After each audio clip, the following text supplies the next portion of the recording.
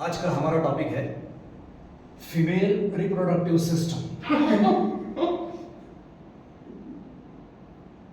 क्या हुआ? इसमें हंसने वाली कौन सी बात है? Come on tell me. आप लोग सब मैच्योर हो, मेडिकल स्टूडेंट्स हो, लेकिन इसके बावजूद ऐसी बचकानी हरकतों से बाज नहीं आओगे। देन आई एम सॉरी, यहां मेरी क्लास में आपके लिए कोई जगह नहीं है। लेकिन सर ये हमारा सिलेबस का पार्ट ही नहीं है, लेकिन इसे सिलेबस का पार्ट बनाने की जरूरत है ताकि तुम्हारे जैसे बच्चे इस विषय के बारे में खुलकर बात कर सके।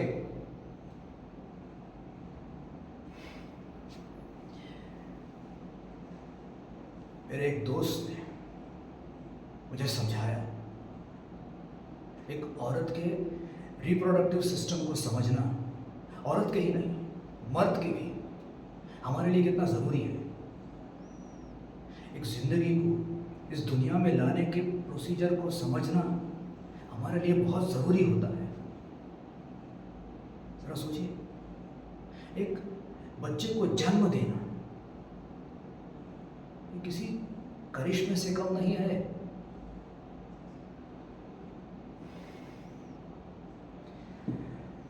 Never mind, see you tomorrow.